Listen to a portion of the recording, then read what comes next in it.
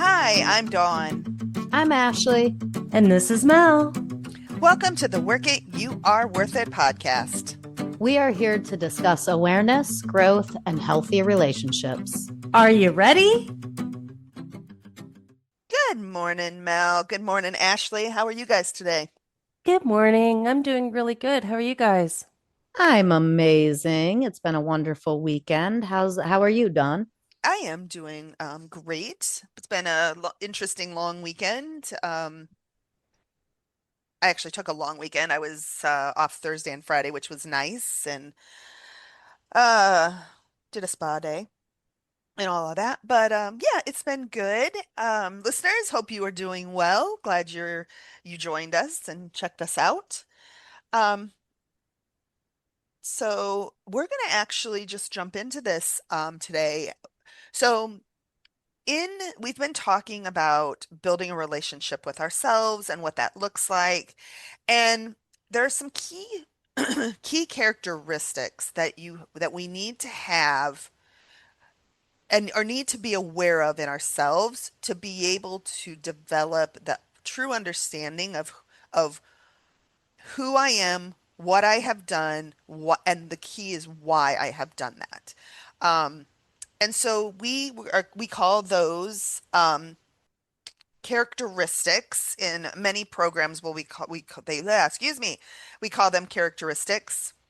Um, for us, we are going to call them survival characteristics. They are survival characteristics. And the reason we have leveraged that idea is that the five that we are going to be identifying have allowed me to survive, have allowed all of us to survive in very difficult times of struggle.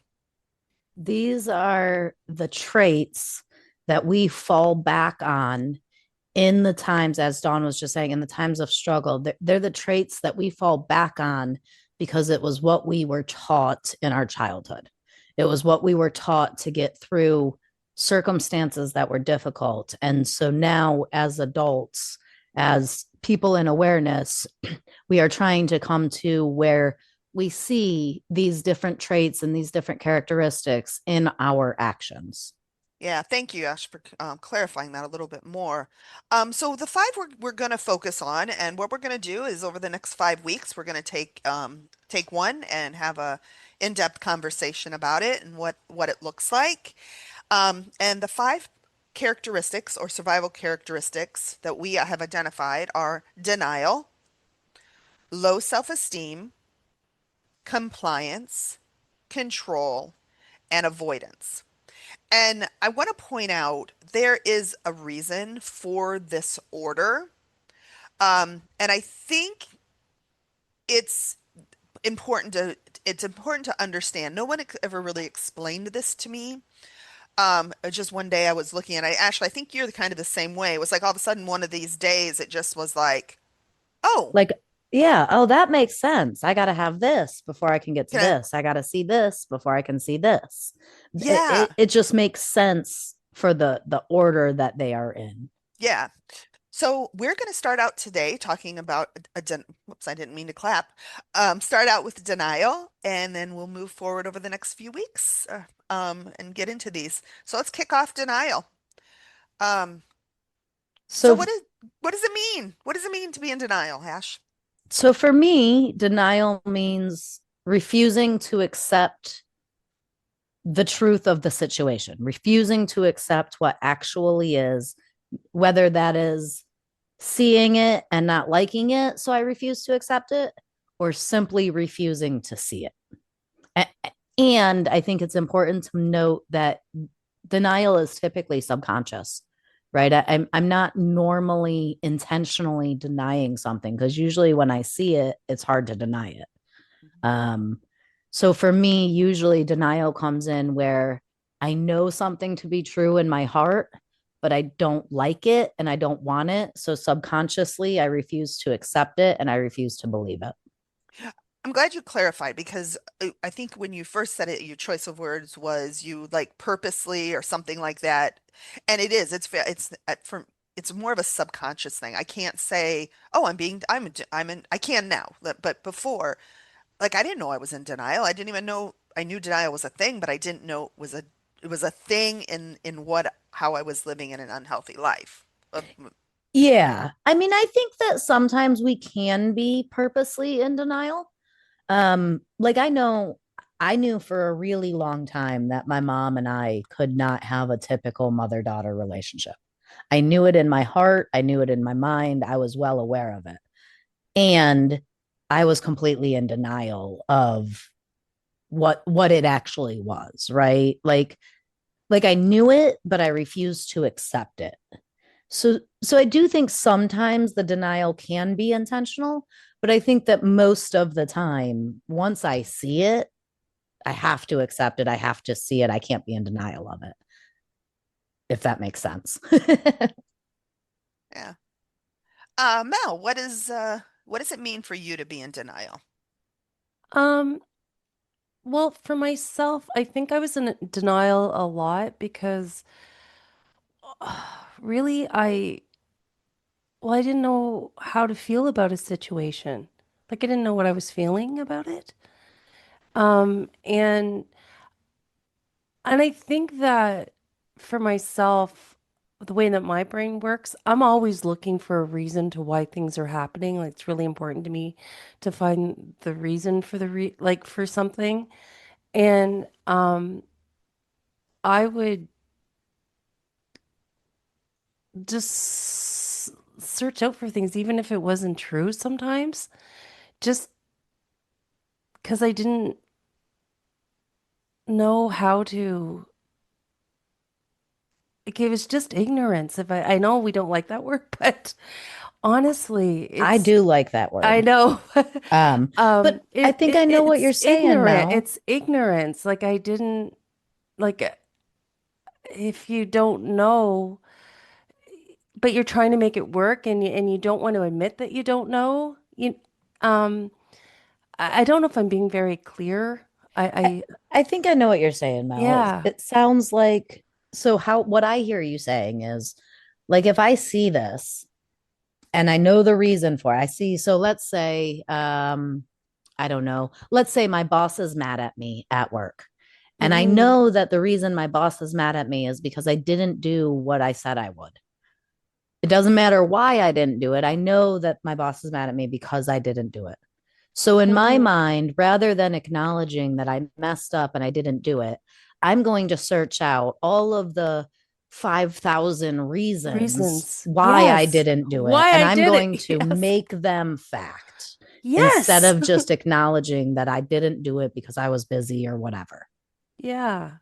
Um, That's what I hear. That and I do that a lot too. That's a huge reason for denial with me too.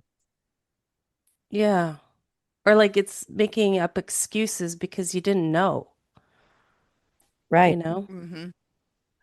Now, I don't know if anybody on that's listening, because that can be kind of like that can be a little confusing to and a little kind of surprising, I guess I would use the word surprising to hear it from that perspective of right. Um, and that being denial, where I would just what I make up in my head versus the reality. Right. Like, I mean, picture that situation at work. Imagine that example that I just said. And let me just be clear, my boss is not mad at me. I love my boss. She's awesome in case anybody at work is listening. But imagine that you are at work and your boss gives you a list of 3 things that need to be done by the end of the week. And during the week, you get sidetracked and you do 18 other things, but the 3 things your boss asked you to do, you didn't get to. I know me.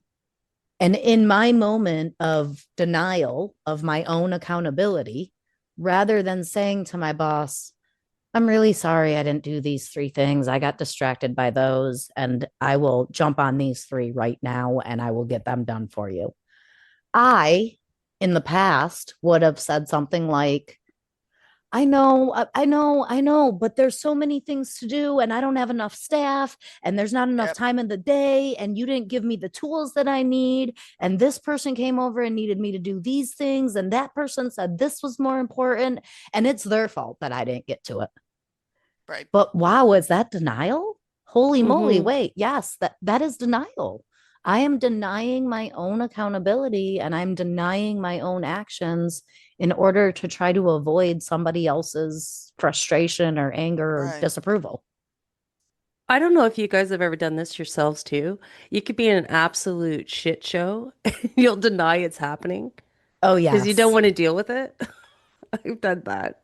In the middle of the Every day. storm and say, I don't see any I lightning. What don't are say you that talking everything about? here is fine. There's nothing wrong here at all. Yeah, So that's another denial thing that I can do. can you give an example from a perspective of growth and awareness of that? You mean an example of like when you're in denial, like Yeah, how like that would stump so like what you're your growth and no, awareness? so you said using the lightning story, you said, "Oh, there's lightning happening and oh, I don't see lightning." Can you put that into a healthy or into a growth and awareness example? Ash, you got one? I'm sure you do. Yeah, I do. Step four.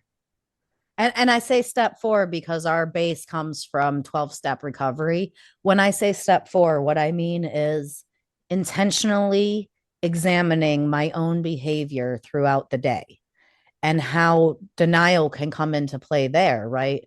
When I'm trying to ask myself if I should have done something differently, it's easy for me to say, no, no, I was justified because so and so did this and so did that and so did this. So it's not my fault, Mm. right? That is denial. And in that denial, I'm refusing to own my actions, and that prevents me from growth. And that's actually a great transition into the next thing we wanted to talk about is where does um, denial kind of stem from? And I think one of the things for me early on, and I think we all do this, and when we're venturing into this place of understanding the characteristics and looking at what we've done, right? There's that focus on my childhood. There's the focus on where I was and the trauma and what my parents did. And it's well before I realize and I can understand they were doing exactly what I was doing. They were doing the best they could with what they knew. But it's easy to, oh, let me blame it on my parents because they abandoned me or they were not available or they were abusive. And then I carried those things forward as an adult and but I would continually blame them. Now, that is the root of it. But if I continue carrying this stuff forward, doesn't that become that's on me? Right. I become my own abuser, right? That's something that I talked about. And I want to start before I say this, I want to start by saying what we are saying is not that so and so didn't abandon you or so and so wasn't abusive, because I'm sure, right? I was abandoned. I had abusive parents. I had alcoholic parents. Right. I had, right? Saying that they abused me then and I carried it the rest of the time. I became my own abuser after that does not negate what they did. I don't think any of us are saying that what they did wasn't wrong. Right. What I am saying is I moved out of my mother's house when I was 14 years old, 13 years old. My mother stopped physically abusing me when I was 13 years old. I carried that physical abuse in my head, that verbal abuse, those words, I carried it for the next 30 years. I would repeat those stories. I would repeat those visions. I would replay those memories and sit in them and wallow in them and right? Like a pig in the mud, wallow in it, right? Like Mhm. you're rolling in the memory. I was submersed in it. And I did that to myself. And I spent those 30 years doing that to myself, blaming my parents still for continuing to do it, even though they didn't continue to do it. And I was in denial about the fact that I was doing it to myself. Like I could choose to put that baggage down and to leave it in the past, but I chose to carry it with me anyways. All right. Well, I find that like the root cause for when I'm in denial, it's usually because I'm trying to protect myself. It comes down to, if can't admit to myself that something is happening or admit to another person that I've done something, or I'm not willing to take accountability, or I don't see that I need to take accountability, and I'm in denial about the whole situation, it's usually because I've gone into this like really big self-protective mode Can you of, tell me, Mel, yeah. what, like in those moments and looking back on it, not while you're in the moment, but looking back hmm on it, do you know what you were protecting yourself from? From probably being abandoned. Usually that's like usually my go-to. Like, oh my God, this person's gonna leave me. So I'm gonna, tell them everything that they need to hear, or I'm gonna deny the situation because I don't want to be alone. Like I know for myself, I've stayed in so many unhealthy relationships way too long because there was like this root cause that I was always going scared I was going to be left. So, Even if it was a shitty relationship, it's just the idea of being left. so were Um, you protecting yourself from yeah, I was probably protecting myself, denying my accountability in a situation, or, what are the other things about denial so that, were you protecting yourself from an actual danger or were you no, no, it was completely um imaginary? imaginary, or but it felt really real. I think That that's really loss important feels to note. so real, but it's not. I think that's really, really important to note. Mm-hmm. Right? Like, yes, in those moments of denial, I am protecting myself. And what I am protecting myself from is an imaginary fear. Mm-hmm. The reality is, somebody else's emotions and somebody else's feelings aren't a danger to me. So there's nothing to protect myself from. Mm-hmm. And in those moments, that's exactly what I think I'm doing is protecting myself. And it, but I do think it comes from, right, those that from as a child, as a young person, the people that our parents, let's using that because those are the two people that when we are brought into this world, they become our protectors. They become our everything. Right. Or our grandparents or our Right, guardians, whatever. whoever raised us. Well, I mean, you think even if your grandparents raised you, right? We are brought in with parents. And that's the way our society is. And oh, now my grandparents are raising me. Oh, I've been abandoned by my parents. There's that innate thought that kind of happens where the people that are supposed to matter to me the most and they're supposed to love me the most and I'm supposed to be their top priority, they don't show up for me. They abandon me, they leave me. And not even just a physical leave. It can also be they leave me emotionally. They one of the things for me, my growing up, my dad traveled. He was a sales RV salesman, and he would come home, he would leave. He would come home, he would leave. And as the more my parents got along, the less my parents got along, the more he was gone because he was focused on, oh, I want to make it easy. Basically, I want to make it easy for me. So he was gone. Well, now this person is no longer showing up for me, and that caused abandonment for me. My mom, she's on the other side of it, right? She was right? When my dad was not home, she was a little bit better. But because when he was there and it was so bad, she ended up finding, she was very controlling, and so she abandoned me from an emotional perspective because she was really just trying to survive herself. And so you have two people, key people, that abandoned someone who should be the safe place. I was lucky I had amazing grandparents that I spent a lot of time with that did give me a safe place. Um, but there's still that underlying ingrained thing that our parents are the ones that are supposed to show up and be there and take care of us in that the ideology that we have as a society.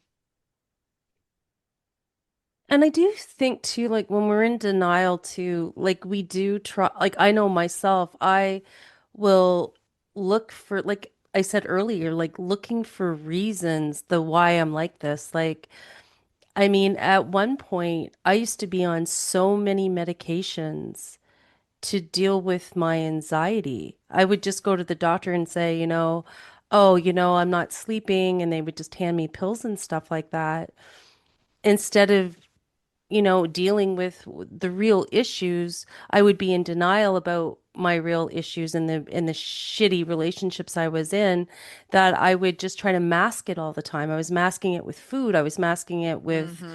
with medications. I was masking it with behavior, lies and lying to myself mostly because I didn't want to, I was in like complete denial and what the situation really was. That's And one of the yeah. biggest crazy things about denial, right? Is I don't even know half the time that I'm in denial. I'm not Hmm. even aware that I'm living in denial. So, how do I get out of being in denial if I'm not even aware that I'm in denial? I think to be aware that it's about having that relationship with yourself, right? Like when you're Yeah. not having a relationship with yourself, you're not talking to yourself, you're not really taking a look at, what's really truly going on in your life, and you do got your blinders on, your denial blinders on, you just refuse to see it. Or I know I have, I've refused to see it. Yeah. I mean, there's so many times and so many ways in which I catch myself being in denial, and I didn't even know what triggered that denial.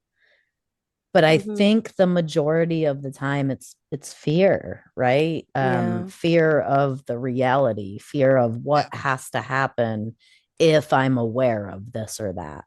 Well, sometimes Um, like it does come down to taking an action. Like sometimes it comes down like I might have to end this if I really take a look at this relationship and I really see and come out of denial, I have to take an action. I can't stay in something like this. You know what I mean? And then taking that action might mean having to set boundaries and having to do something that's going to benefit myself. And that's not easy, especially if you don't know how to do it. So I think that like what is denial is bliss? Is that a Ignorance is bliss. ignorance is bliss? Denial is bliss. But You know? ignorance is just right. Ignorance, I think you said it earlier too, Mel. Ignorance is a form of denial. It Ignorance is. is simply not knowing. I just Right. don't know what I don't know. And Mm-hmm. if I am aware of myself and if I have a relationship with myself, then I won't be in denial so much, right? Mm-hmm. So what other root causes can cause us to be in denial that get us to that point? That's a hard one. Definitely fear, right? I think that's the majority. Lack of awareness, Hmm. being in fear, and feeling like I need to protect myself, self-defense, right? Yeah. Like I also look at it, right? If I don't feel good enough, right? So, and Mel, you kind of alluded to, I think that was you, this earlier about if I am interacting with another person and I am afraid that they're going to leave me because maybe I don't say the right things or I don't act the right way or whatever, that's me distorting the way I think about situations and I want to protect myself. Well, it's definitely, yeah, 100% maladaptive thinking for sure, isn't it? It Yeah. is. It is. It's just this distorted uh sense of like, and we learned that early I was going to on. say, how did we get Yeah. to that distorted mindset Well, of, like for myself, I grew up in an alcoholic family. Like it was deny, deny, deny, deny, deny all the time. Mhm. Like, you know,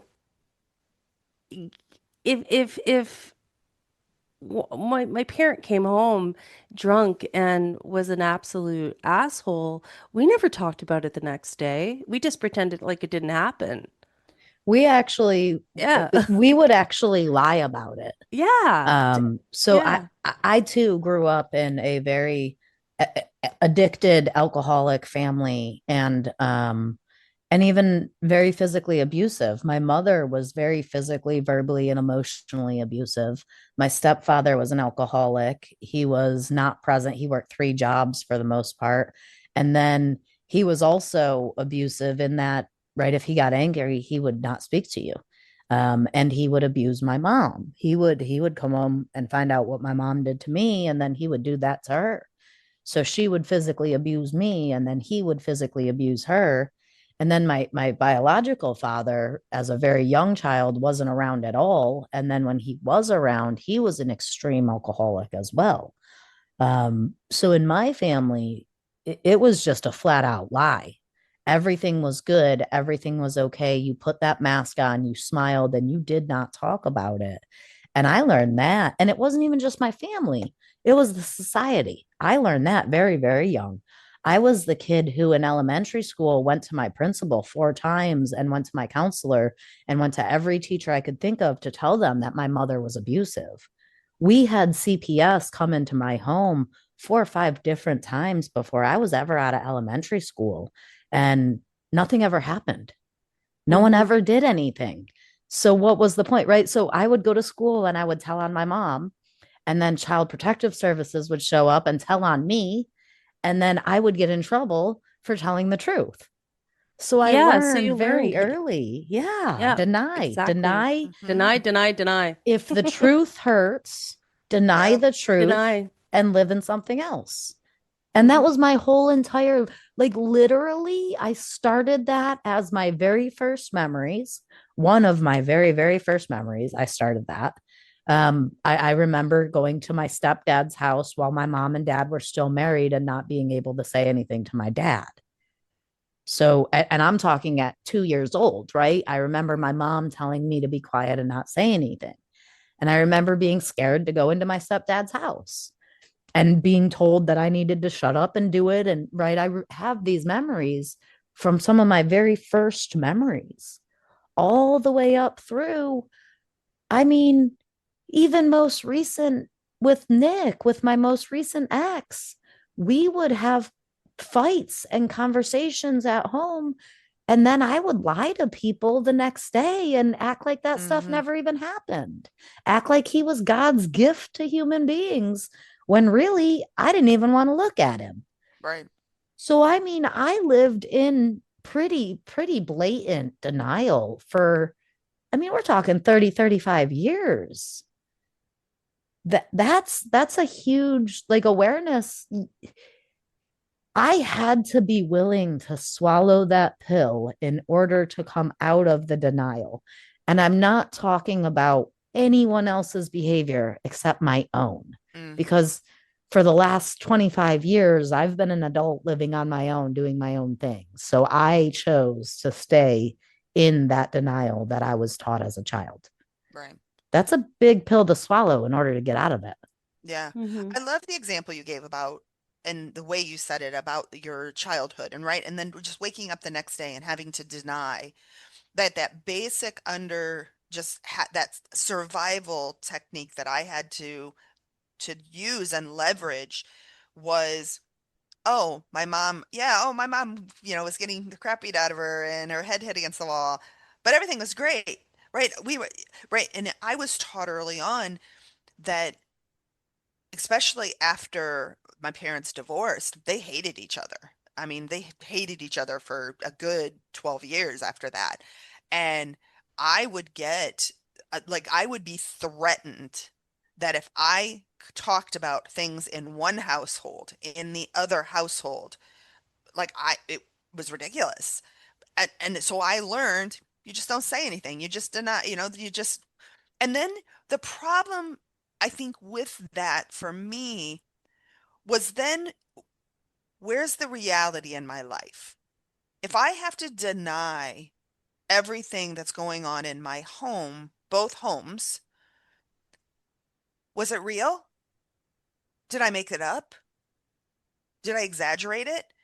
Because you almost get to this point where I've told myself it's not true because I'm denying it with other people, and then the memories get distorted, and it's like, Yeah.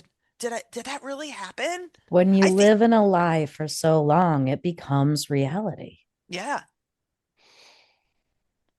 And I still to this, like, I remember doing therapy. I did EMDR with my therapist, and we did a lot of work on this oh, probably about 8 years ago and stuff. And we did a lot of that work of, talking about what was my reality, and not in a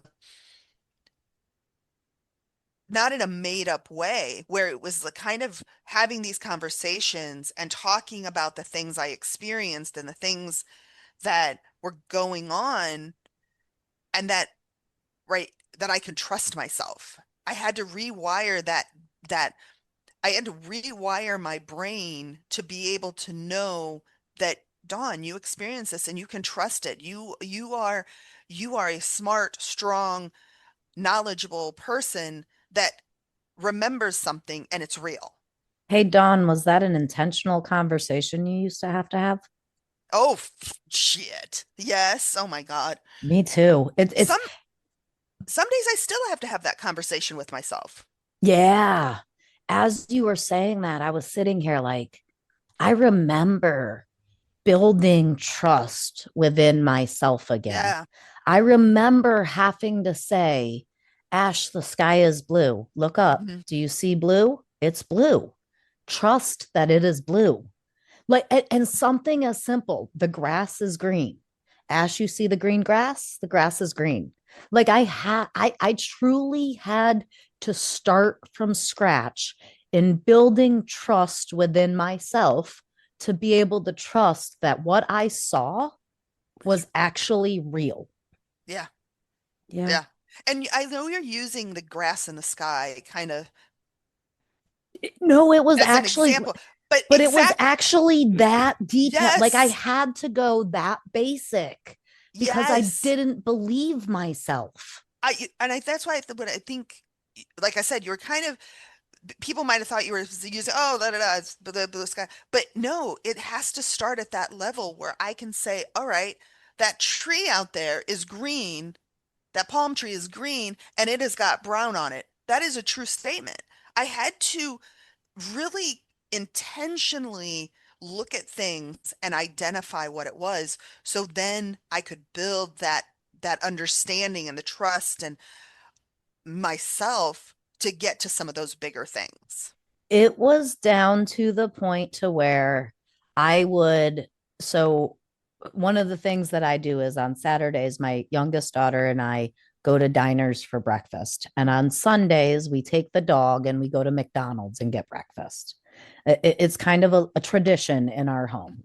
And it when it first started, when it was first just me and Cameron in the house, it was so basic that I would say on Sunday night, I would go to bed and I would say, Saturday morning, Cameron and I went to this diner and we had Yeah. breakfast. And on Sunday, we took the dogs to McDonald's. And I know that happened because I remember we ordered this and we ordered this.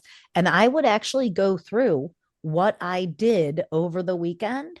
and prove to myself that I was confident, that I was in reality of what I actually did. Hmm. That's why I love the idea of at the end of the day, and this is why I've done it for, I've done this so long, is laying in bed and revisiting my day because it is very much of a thing of I remember this and this happened and it put me back into touch with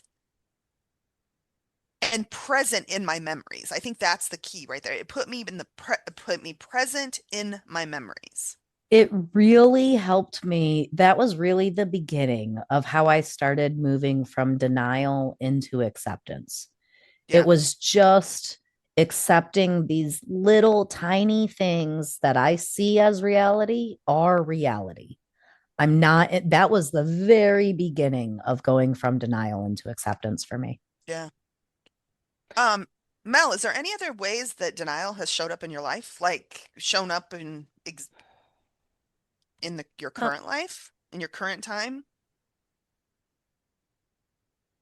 um, well, one of the things that I can honestly say when denial, like one of the most significant things when it showed up, it was one of um, the last conversations I had with someone that was very, very significant to me. Mm, And I gaslit her. I honestly did because I was in denial. I was denying this scenario because I was so shitty in it. Because I was deregulated and I was just shitty. I wasn't in awareness. And I denied her reality of the situation. I've done that. It's hmm. not a thing I'm proud of. It's a trait that I work really, really hard with. And I know that I developed I've done this because I was so insecure about losing this person that I was going to say anything to keep them. Mm, It's something we all do. It's not Mm-hmm. anything to be ashamed of No, or I'm to not. be, I used to be it, it's literally something that we all do. behavior. Yeah, when I behave in a way that I am not proud of, I get defensive of myself and Mm-hmm. I begin to deny what I did. Yeah. And one of the things that I find to answer your question to Mel, Dawn, hmm. one of the ways that I find I live in denial still today, even with all of this growth and this awareness, and I'm still working towards this, right? One of the ways I'm in denial is about who other people are. Yeah. Yeah. I constantly catch myself saying, oh, he's not really like that. They didn't mean it. Mm-hmm. Oh, she's not really like that. That's just this or that. That's not really their heart. And that is one of the things I am working really hard on is when someone shows me who they are, believe it, You're right. and don't think it's different, right? Like, oh, she'll do that to that person, but she would never do that to me. Well, yeah, if she would do that to that person, why wouldn't she do that to you? Right. So, Right. not being in denial of who other people are, as well as not being in denial of how I am being. Right. And Right. then, two, if how I'm being doesn't mean that's who I am, then I need to not be in denial of that for other people too. Mhm. Right. That like just because I'm angry and I'm behaving in anger in this moment doesn't mean I'm an angry person. And I need to be able to be aware and accept that just because that person is acting like an asshole in this moment does not mean that person is an asshole. Yeah. I've also like denied my own feelings. Like I can be in a situation and it's not comfortable or it's like it's crap for me and I will deny that it's happening and I'll mask it. Like I'll start cracking jokes. That's I always go to humor. Humor's my default Yes. for denial. If I want to I, deny something, I'll make a joke. I'm really good at denying my feelings, or Yeah, not so denying much it. anymore. I No. used to be really good at denying my feelings. I am now beginning to get really good at accepting, right? Because that's just the Yeah. opposite of denial is acceptance, right? Mm-hmm. Like, so now I'm starting to get better at saying, okay, I feel irritated right now, but that doesn't mean I need to behave as though I am irritated. Mm-hmm. Right. Or like keeping yourself in a situation, like denying that you're in a self yourself, like you're keeping yourself there, but you'll blame the other person, or you'll label them with, well, they snowballed me and all this stuff, or it was them, it was them, it was them. But really at the end of the day, it was me keeping me in a situation I shouldn't have been in. The first one that comes up when you say that, Mel, is a job kind of a situation. Yeah. Like, how many people go to work every day miserable, not wanting to be there, totally hating their job, and Mm-hmm. convincing themselves that they have absolutely no other choice and they have to be there? Yeah. When in reality, update your resume, get online and search for jobs, and eventually you'll get out of there. I'm in denial that I'm choosing to Right. be miserable. I think like denial is one of the biggest things that will just keep you stuck from growth. Like it Oh, can hell yeah. really keep you Yeah. like buried. Absolutely, for sure. I want to step back I was going to step back to denial of gaslighting, but then I really want to step back to denial of change. I think one of the things that I used to say, and I would live by this, people don't change. People don't change. People don't change. And why that is a form of denial because I hadn't changed. I couldn't change. I didn't know how I could change. Um, and my mindset has shifted with that. I believe everyone can change, right? I am living proof of a person that can go from a very unhealthy place to these survival characteristics, techniques, to being more confident, being more loving, being more supportive of myself. And if I can do that, others can do that.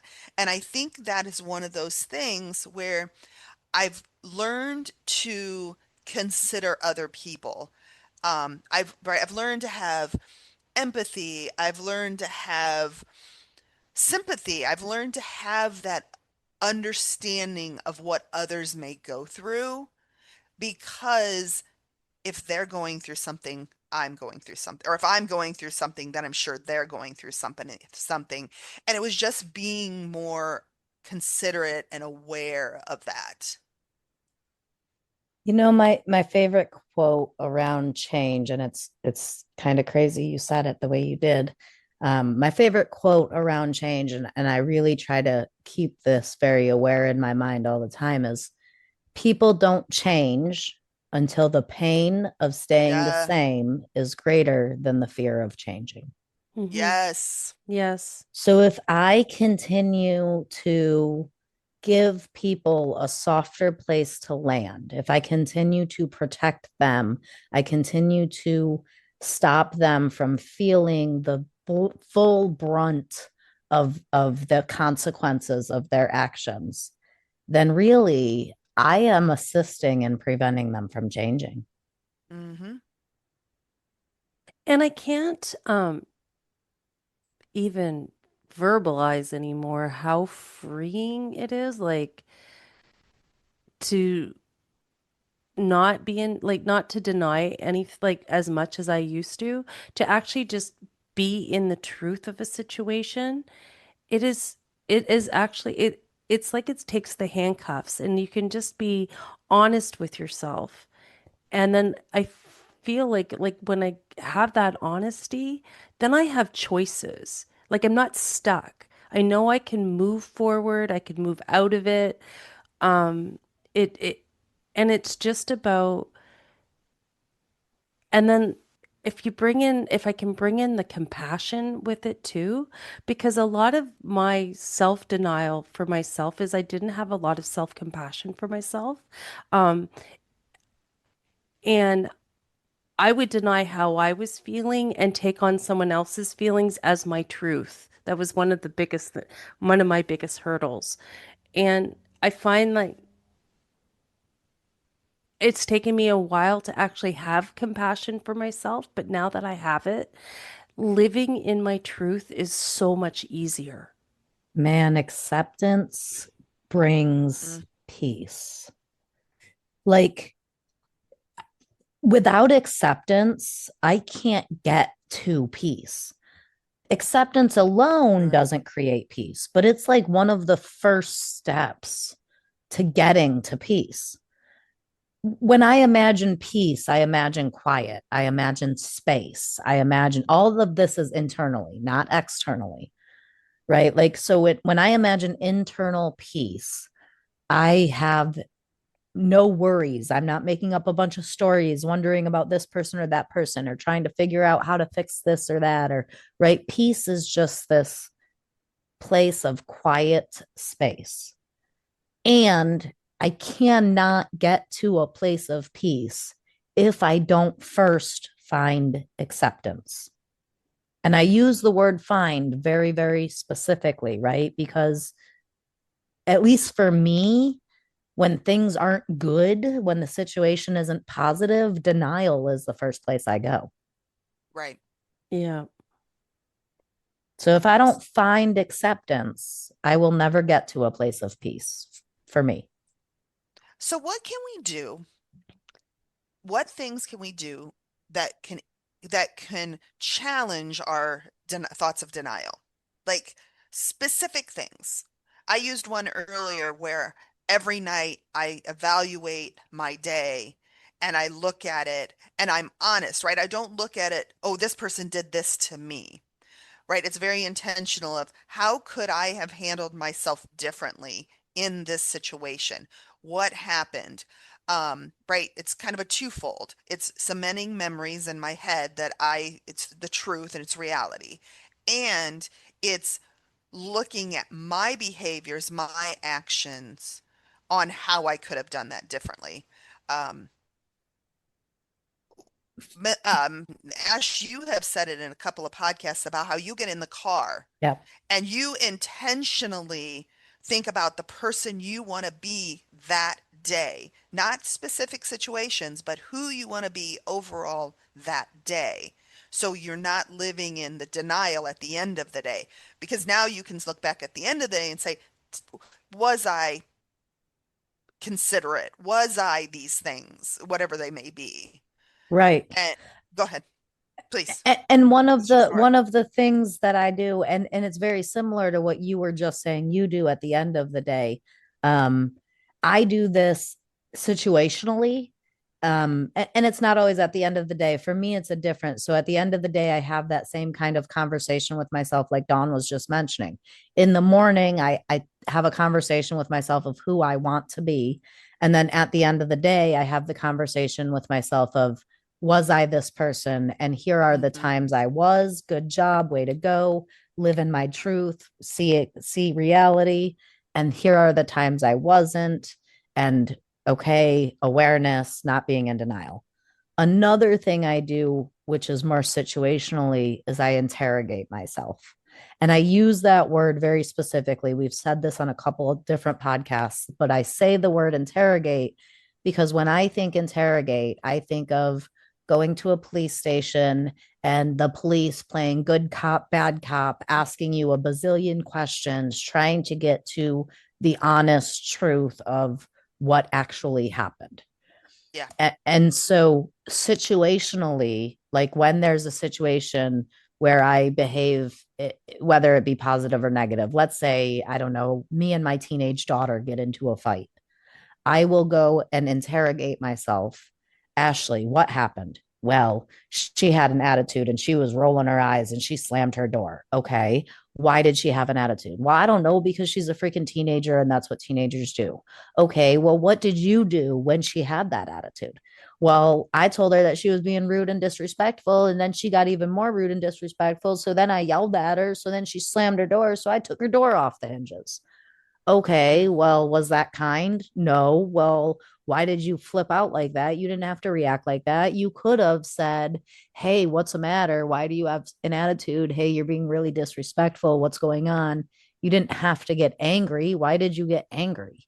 Like, And it goes on and on and on. It Yeah. continues to go just like that until I am able to get to the root cause of it, which was, well, I lost control of my temper and I lost control of being in my adult chair. And I was angry and frustrated and behaved as though I was angry and frustrated. But And I what I think, could have done better was this or this. and I think knowing you, but I think you would even take it farther than that. And we've talked about the five whys many times, but Yes. right, you're like, oh, well, I was angry, but I think you would take it to the next, like, what Oh yeah, triggered? no, that's what I was saying. Like I would keep going. Yeah, This would be like a 10-minute conversation within myself of why did I lose control because someone else rolled their eyes? yeah. And you Doesn't would, matter that it's my kid being disrespectful. I'm the adult. My job is to maintain control. And if yeah, I am in acceptance and not denial, then I can accept that I didn't behave like an adult when I got an attitude just as big as hers and ripped her door. Like that never happened. I've never taken my kids' no, doors. But still, right? Like I would absolutely yeah, interrogate myself until I get to the bottom of it, which is the bottom question is, why could I not stay in my adult chair and stay calm and stay in my emotional intelligence and behave like a calm adult? right. And it's going to go back to something so ingrained in us from earlier in our lives that it's understanding what that is because let's be honest, it's there's not, I mean, yes, our childhoods were not great, and there wasn't a million different things that happened. There was very basic underlying things that occurred: abandonment, fear, um I sh- personally think every single thing goes back to fear, yeah, I fear yes, of something. right.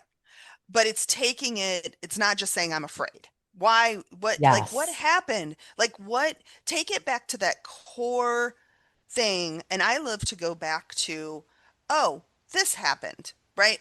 Oh, my dad did this. And it's not taking away from my actions and behaviors, but it's really being able to draw that line, um like trace back the lines of where it originated. So then when I feel angry, it's so much easier then to be like, oh, I know what that is, and that stemmed from here, and I now have to do this differently, and I have to think about it, and it kind of keeps it at the forefront that I'm able to, when it happens, a lot quicker defuse it because I know what it is, I know where it came from. Right. Understanding the core belief or the root cause or the base foundation of why I am behaving in this manner is the only way to come into acceptance that I am behaving in this manner. And that's the only way to change it. Yeah. I have to get out of denial and into acceptance. And the only way to do that is to have this conversation with myself. Hmm. Because, right, I can imagine as a mom, I have three children. My youngest is 14 now. So, teenage years, I've been there, I've done it. And I can imagine a million moms in this world who their teenage daughter, hey, will you do the dishes real quick, please, baby? Ugh, I have to do everything around here. And this is ridiculous. And can't you do anything? And the eye rolls and the door Hmm. slams. And I know that there are a million moms out there that their response is just as much of an attitude to their children, if not more, to teach these children that you can't speak to me like that. Right. And what does that create? What awareness do you bring? Right? When I behave in that way and I don't interrogate myself why, sure, I teach my kid that I can be meaner than them.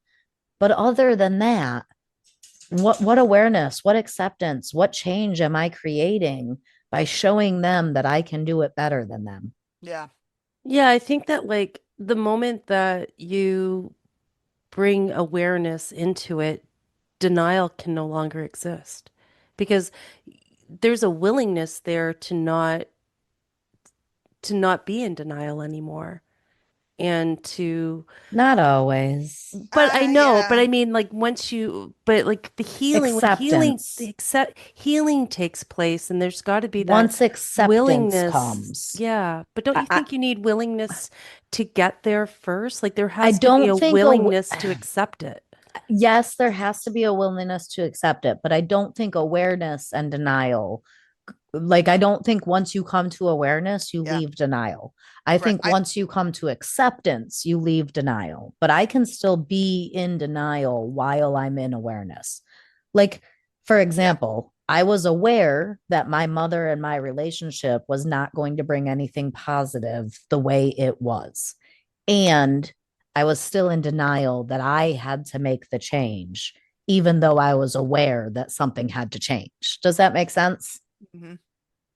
I think one of the things we do, and especially I know for me, before I came to into recovery, awareness, and growth, even early on, I thought, oh, I'm not going to do, I will get to the point I won't do these things anymore.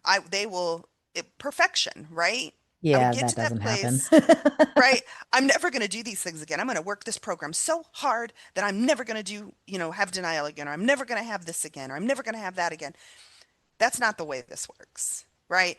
I will continue to have denial because I will continue to be triggered by an old pattern or an experience. The difference that comes with it is the awareness of I know that I can be triggered. I know why I can be triggered when it comes to a situation, and I can make that denial or that struggle last, right, instead of it lasting a year or 6 months, or right, and overwhelming me, it now becomes a blip. It becomes a moment that I can quickly Right. work through and be able to do it differently, better.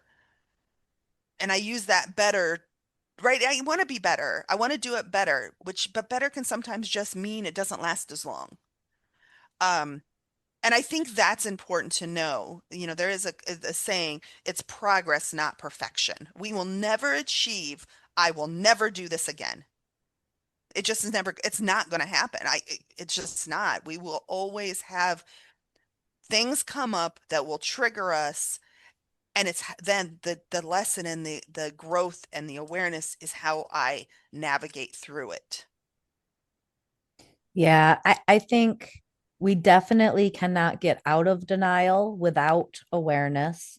We definitely cannot get to acceptance without willingness. Hmm. And I definitely think that without intentional conversation with ourselves, we can't get to anywhere other than remaining where we currently are. So, Ash, Mel, you both keep talking about acceptance. We've been talking about that. What is acceptance? Like, what is that? What does that mean? What does that look like in our everyday lives? I mean, it's just acceptance is just the process. It's seeing things for what they truly are, not what I wish they were, not what I want them to be. So you're saying truth, reality? I think it's like owning your reality, isn't it? Owning the situation, owning the reality. Um, To fully acknowledge and embrace reality as it is, both internally and externally, externally. without resistance, judgment, or a desire to change it.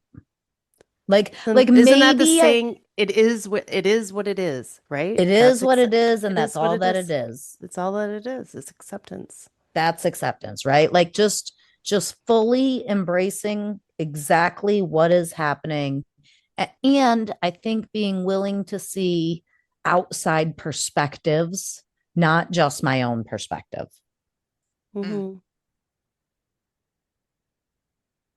Yeah, I think that's important, right? I can't just look at myself I mean, I can't, I look at my mom, and it's really,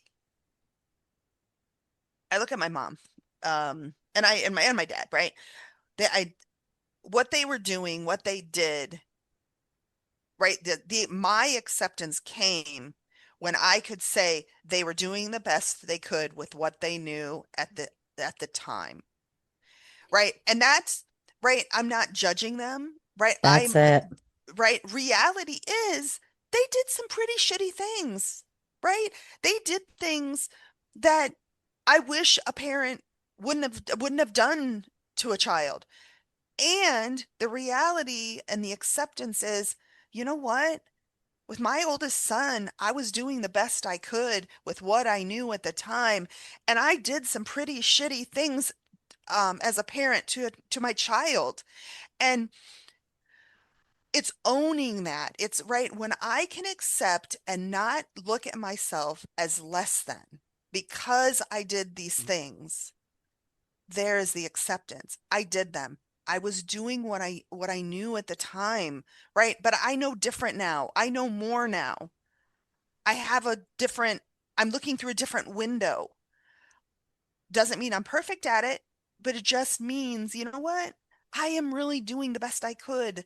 And it gave me when I could look at my parents that way. Once I found it for myself, that I was and understood myself, I was doing the best I could. I really was able to look at my parents and say, you know what? They were doing the best they could at the time. Um, I I will say, sorry, go ahead. No, no, I owe you the sorry. You not you. You were Yeah, I still know, talking. true. My bad. Sorry. It's all I right. think I just I think that's one hugely important part of acceptance that we haven't mentioned yet, right? Is if I am judging something, someone, then I am not accepting them. Right. If I am accepting them, then I am not judging them. I think if you're still trying to change the situation or the person or whatever, if you're still trying to change them, you're not accepting it. And that is like one of the red flags for me. If I'm still trying to change the situation, I am not in acceptance. Does that make sense or do you think Yeah, that's yeah. wrong? No, no, no, that definitely makes sense. I think I can accept a situation Yeah. and still try to change it, And but just not because you until after I accept it accept a situation, it doesn't mean that you approve of it or like it, Right. or like Right. it. But right? it, Just it because I is what accept it it doesn't mean I is. like it. That's And it. and there's nothing you can do and you can't change it, you can't fight it, you can't fix it. It But just you is. but yeah, it Yeah. just is, but you don't have to deny it either. It can just be what it is. Now, maybe when I accept a situation and I don't like it, like I have to Doesn't make a change, right? well, Once it I I come think to acceptance and I see the reality of the situation, maybe I do still need to make a change. And a lot of times I need to make a change, but it's not me trying to change that situation. Mm-hmm. no, but because you have to feel aligned to whatever you're in. Right. I mean, you like usually if you're in denial, you're not in alignment with whatever's going on in your life, right? Right. Once I So move like once into you get into acceptance, I move into acceptance, alliance. you're into an alignment. And when you're searching out alignment in your life, you're going to start taking the actions needed to live in alignment, to live in that centeredness and that place of balance and comfort for yourself. Once Like, I accept that this is no longer working for me and this yeah, isn't where I belong, the then I action, remove myself and I yeah, go or you where I have to take an belong. action. Like an action has to happen. And a So lot of times that's why we're in denial is because we don't We want don't to want take to that take the action. action. No. so we Yeah. can't we can't change someone, right? We know that. We can't No. change someone, and we know that coming into acceptance and that awareness that we can't change someone. But does that mean that I have to allow someone to continue to act the way they want? Or can I say, hey, when you do this, this is what happens. That's a trick question. Yeah. That is a trick because question. because we always when we are in acceptance, we are always allowing people to do what they want. I don't have control over somebody else to Hmm. stop them from doing what they want. I always allow other people to do what they want when I am in acceptance. And because I accept the situation for what it is, does not mean I accept the situation into my life. Mm-hmm. Yeah, you're Right. not approving of anything. Listen, I can go back to the Yeah. conversation with my mom. I've brought this up so many times in this podcast. I came to acceptance with my mom that there's nothing I can do to change who she is and how she behaves. How she behaves is her choice, and she chooses to behave how she behaves. I Mm-hmm. am not at a point where I can behave how I want to behave when I interact with her. Mm-hmm. So, because I have accepted and I'm no longer trying to change her or trying to change our relationship, I have accepted that this does not work for me. I have accepted that I cannot change it. I am no longer in that relationship. Right. I don't know Well, how else to say it, right? That is a relationship with my mother, and I have left that relationship. I have broken up with her. Does that mean you'll Maybe never go back? no, and that's what I was just going to say. Maybe 8, 10, 5, 12 months, years, minutes, who knows from now, she does something or she sees something and she makes some sort of change. And we have some sort of conversation where now I realize I can interact with her and behave in a way in which I am comfortable with, then I would. Mm-hmm. well, I think that all just came down to like you began like you got out of denial about the Yes. relationship with your mom, and then like you just started to like the boundaries started to come into play. Like, okay, Mm-hmm. this is what I'm going to allow and what I'm not going to allow to, you know, subject myself to. Yeah. Um, you know, And the I think and process you of got moving, honest. You got honest with yourself. Like I don't know, like I'm going to preference one of a conversation we've had about your mom.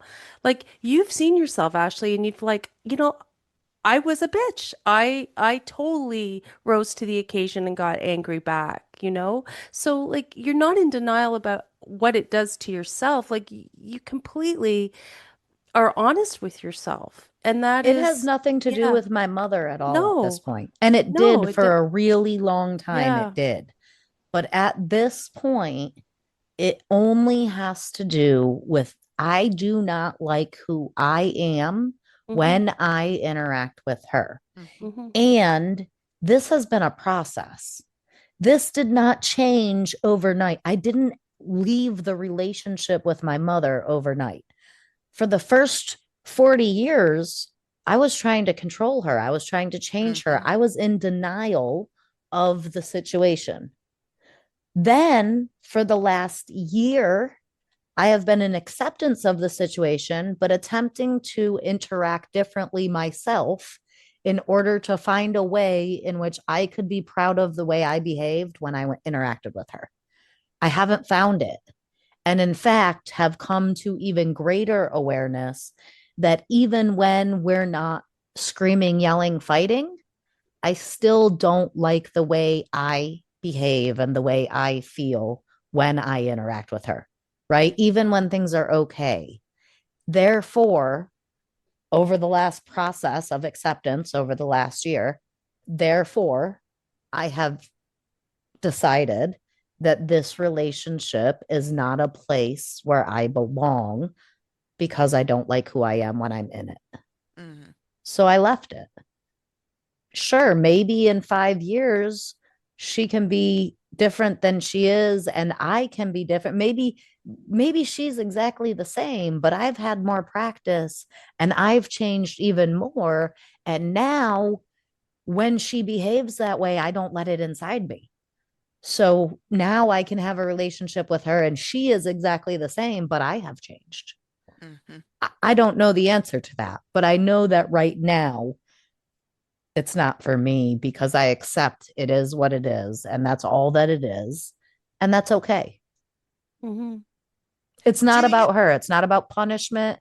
When you stop interacting with someone because of, I'm not going to talk to them because of how they treat me. You are trying to change them. You are using Mm-hmm. your removal of yourself as a punishment. This is not about that. I'm not trying to change her. It's not because of how she treats me. It's because I don't like who I am when I interact with her. So, do you think this is just food for thought here and just fun little conversation? Do you think you can teach others how to treat you? I think that you teach others what you will accept. I think that you can teach others how to disrespect you, and you can Mm-hmm. teach them, right? You can Boundaries. teach them how long you'll hang out while they get meaner Yep. and meaner and meaner and meaner, how far they can disrespect you. And I don't I mean I get like teach how they treat you, right? Because yes, I taught my mother not to talk to my dad about me or not to talk to me about my dad. So yes, I did teach her to treat me that way, Right. but no matter what I do, I can't change someone else. Right. I've come to realize that how I am treating myself, like how I show up for myself and how I interact with myself now completely doesn't teach a person. It's like it's given them, oh It God, gives how can me permission to allow them to treat me that way. I guess so. I guess that's what I'm Yes, trying to say, but when I'm negative to myself, when I self, berate myself, then it's I like, allow other people to be negative and berate me. or it's just like that is just where, like, if I'm at a very, very, I'm going to talk in terms that only like I understand because it's the only way I can describe it. When my energy is a specific low frequency or I'm very low and negative, that's what I'm attracting. I attract what I am. I Absolutely. attract what I Yes. Mm-hmm. am. So when I am being self-compassionate and kind and loving to myself, those are the relationships that I'm attracting. And that's not to say that when I get around a person that is negative too, oh God, I can hop onto their It energy takes so work not to get on easily. there. It does. It takes a lot of work. So I don't know if it really comes about teaching, if that can I teach someone how to treat me? But I know I can teach myself how to treat myself. Like if I want to, I can teach myself to treat myself better. And I definitely attract what I do. Like Yeah. how I treat Uh-huh. myself, I attract that to I'm me. attracting it. Like I find that like as I developed a really good relationship, like as I'm developing this relationship with myself, people are falling away from me because I'm not allowing certain behaviors anymore. I'm just Yes. not accepting it. I'm like your shitty treatment of me is just something I'm not going to accept anymore. You know, I think and what I I would not so want someone to accept my and I would not want to be treating someone shitty and them to accept that from me. Like I really would not want that either. think what I feel it is now is I can show people how I will be I show people what I will tolerate Yes. What with I will their accept. interact. Yes. And I'm going to use an example for yesterday. I actually was helping my ex-husband move. And there was a couple of times that right, he got shitty. Best way to say it, he got shitty. And it was, I don't have to be here helping you. I'm going to go sit in the truck. And I went and I sat in the truck and I sat there. Um, and it didn't have to be any major dramatic thing. It didn't have to be an argument. It didn't have to let me get my point across. Let me tell you what you did wrong. It was just a simple, I don't be helping you. I'm going to sit in the truck. And what I said I was going to do is what I did. And I think what that means or what that, I think what that does is it's showing what I will allow or I will take or what and setting a boundary of you cross this line. This is where I'm not going to let you push past it. This is my boundary. When you get to this line, and I am a firm believer that boundaries are not walls. They are movable and I get to move them. Nobody else can move them. I can move them. So you know what? Maybe today it is a wall. But that wall, if tomorrow, maybe I'm in a little better headspace. Maybe I know somebody has something going on and I can kind of, it's movable. I don't know. But I do not think a boundary is a wall. Um, I think that's one of and the major benefits of acceptance is being able to create boundaries. Yeah, I think so too. I think that when we move into out of denial and then we're starting to move into acceptance and understanding a situation, that we do like pick up these healthier characteristics to help us get through life, like setting boundaries, having compassion, feeling empathy for other people and ourselves. Maybe looking at the situation with more clarity and not like so personally too. Those are Um, some major benefits of acceptance for sure. yeah, mhm. yeah. Are there any ones you guys can think of that we haven't mentioned yet as far as the benefits of acceptance? I mean, I know we've talked about a lot Think. today. Well, I think that like living in Yeah, acceptance, sure. it's like you're living in your reality. You're not fighting it anymore. Yeah. Yeah. Mm. Mhm. Well, I'm sure we could talk about benefits and all of this stuff for hours, but um, right, we're gonna um wrap up denial today. I'm sure will we revisit it just because I know this next survival characteristics that are coming up, right? Denial is a thing, and so there will be discussions around it, and we'll probably elaborate more on the benefits and that kind of thing as we go through this. So thank you, listeners. Thanks, Ash Mel, for having a great conversation. Next week we'll be doing low self-esteem. So Yeah. oof, I look forward that to low one's a big one for me. self-esteem So for Low sure. self-esteem. You look forward to low self-esteem. Yeah, I do. I look forward to Oh, talking about it talking next about week. it. Oh, Yeah. So thank even you, like yeah, everyone. even the word low self-esteem just makes my stomach tight. That's how you know it's one you got to work on. I know. I yes, know.